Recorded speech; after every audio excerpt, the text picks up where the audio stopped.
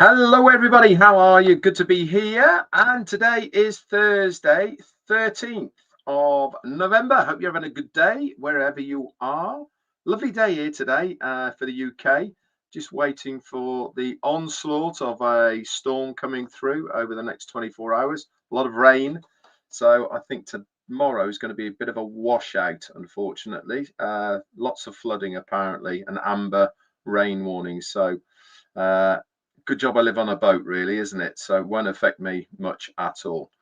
Okay, little bit of word of advice before we get on to topic, and that is as far as Victory with Ash is concerned.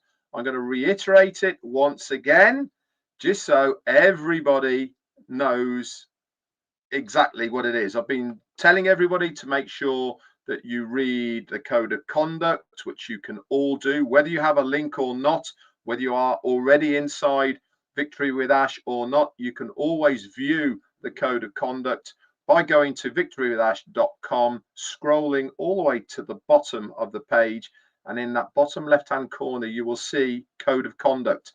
You can read it before you even enter Victory with Ash through the onboarding process. The word of warning is that until Victory with Ash is public, which it is not at the moment, it is by invite only for the members that are there, everything, and I mean everything, that is inside Victory with Ash is private, okay, which means not to be shared in the public domain. And that is anything and everything to do with Victory with Ash. Okay, I have seen today various posts, obviously people still sharing links, etc., in the public domain. Be this on your own heads. Okay, this is all still part of the pruning process. It is also still part of the process of whether you can take instruction from our CEO about the code of conduct and your behavior with it. Okay, as he once said, and he said it on many occasions, your position in Victory with Ash comes with a responsibility, and that responsibility is to adhere to that code of conduct and make sure you stick to the rules that are laid out in there. They're easy rules, guys, not very hard at all. Okay, so please make sure that you adhere to them. Otherwise, one day you might wake up and not have access to it, and that means that you are no longer welcome within the platform of Victory with Ash. Anyway, let's move on then. And what have I got for you today? What I've got for you today is about long-term scalability. Okay, the engineering of long-term scalability and why it is so important in business. Now, everything so far that has been done for Victory with Ash, that is the onboarding, the way it's been rolled out, and everything is all designed very strategically to be able to scale it out. Okay, if you remember, one of the biggest problems that we had in the old business was when that switch was flicked, really absolutely took everything by shock and storm. We really broke the mold massively, didn't we, as far as what was or expectations of what most people thought would happen. We broke those boundaries down and we pretty much broke the system. Part of this scalability of how we're being onboarded now is part of a strategic way so that we have long-term scalability within the business. Okay, everything's done very strategically. Remember, I used the analogy of all of us funneling through a turnstile into this massive warehouse, stadium, whatever you want to call it. This is all part of that strategy, A, to make sure they know who people are, but also B, to be able to then make more turnstiles, make more entry points, etc., so that we can then start opening things up to make the onboarding process a little bit smoother and also to allow even more people to join us. This will happen obviously when we go public. But for now, this is very strategic, and it is also for the long-term success of the business.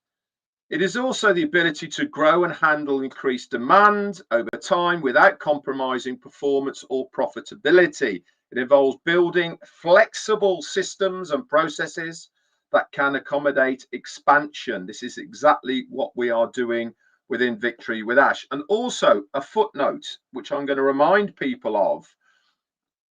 I've had not a lot, but I have seen and heard people have sent it to me as well about saying stuff like, I thought this was meant to be the latest AI technology. I thought that this was all going to be ironed out before we got it. I thought Ash promised us that when we received it, everything would be okay. All of these kinds of terminologies.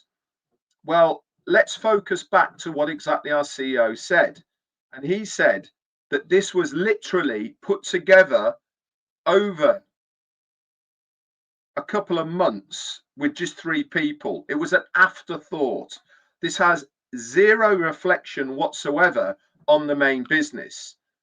The big team of tech guys have been continually and consistently working on the main business for an awful long time now. He just dragged a couple of guys away from that project and said, I want you to build this, please. And they literally knocked it up, Victory with Ash, in a very short time. And of course, it's going to have maybe a few little bumps along the way. But don't worry, everything gets sorted. Everything is working 100% functional now. So everything is on track, and it's certainly there for the long-term success, scalability for all of us. So just remember a little bit before you start messaging people and complaining, I suppose, about things that really only need patience at the end of the day. Everything will be absolutely fine. We are all going to be onboarded. There is room for everybody, and there really is no problem whatsoever.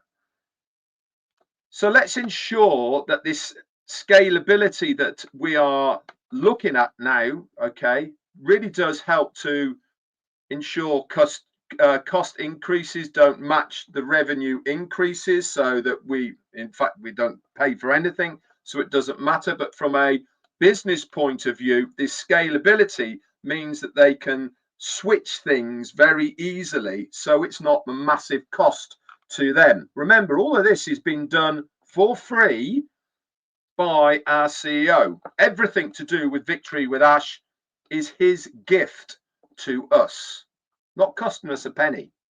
We are there, and we are going to learn an awful lot completely gratis, free, by the goodwill of our CEO.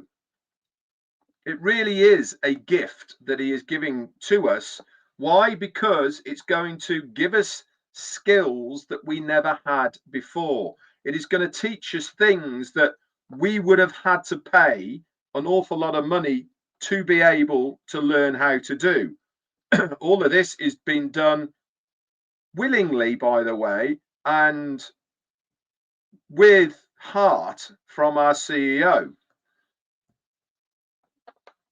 So let's look at a few key components then of how long-term scalability is going to affect the business. It helps to design flexible systems that can grow with a business.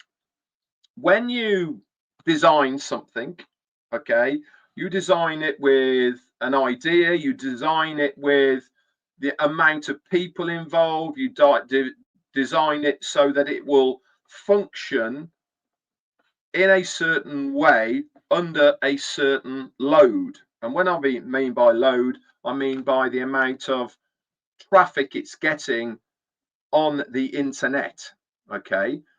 If you have a flexible system, okay, this means that it can be adjusted very easily, okay, on the fly to be able to accommodate more people. And obviously that then adds to long-term scalability. It ensures that servers don't hold clients in a waiting area for too long, because you can upscale things. It makes it easier to be able to onboard people and all the rest of it. It also helps to eliminate breakdowns of systems because they don't get overloaded. It really helps the way that it beds in, I suppose. Like everything new, like car engines, all the rest of it, they have to bed in a little bit, don't they, before they become really effective and efficient. So really does need that this scaling helps to give us a longevity as far as the program is concerned. So it really does make sense that we are controlling this strategic rollout so that we can then expand things in a controlled environment so that everything works with the volume and increase it as it goes on. Obviously, long-term scalability also helps to build teamwork in an environment, okay, that supports that growth. We know that VictoryWithAsh now is over 100,000. We've had that message out in social media from our CEO that we have been allowed to share. I mean, that is unprecedented in such a short amount of time, that we actually have that amount of people who have been onboarding. It also helps as well for the diversity and expertise, and I suppose the curiosity of people, so that they can enter VictoryWithAsh. It also allows us to foster an environment where employees or us can develop new skills. And this is exactly why we are within VictoryWithAsh, is to learn those new skills. So in the operational side of a business, when you are strategically rolling out something and then scaling things, it helps to implement clear systems and processes to ensure consistency as this business expands. It also helps to develop a strong mindset for resources and allocations of the investments the company need to put in certain areas. And also, it helps you to understand what your market is, customer behavior, for instance. And with this strategic rollout, this is identified by that onboarding process so that you can adjust, you can change, and you can adapt to that growth for the long-term scalability. So what we're trying to say here is that a business needs to have a little bit of elasticity, needs to bend, needs to change, okay? And if you have rigid things in place, it doesn't allow for that to happen. But because the onboarding has been so strategic, because it has been really well designed as far as how it's been rolled out, this certainly has allowed for that scalability to happen, because they have been in complete control from day one, from those first priority positions to the next wave of people and the next wave of people and so on, so that that then scales out with a control, within a controlled environment. And this certainly is going to allow for that flexibility for long-term scalability. So it's not something that the system has to handle immediately, but it does allow for maybe unprecedented spikes in demand, for contrasting resources in real time.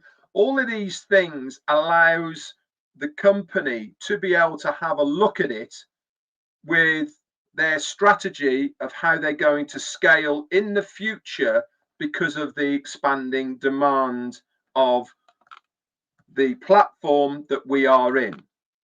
So if you start thinking about it in a logical manner, which you know I love to, the way that this has been designed, the way this has been rolled out, with that scalability, with the strategic rollout and the elasticity of it all, means that we can bend and adjust to anything that will happen in the future.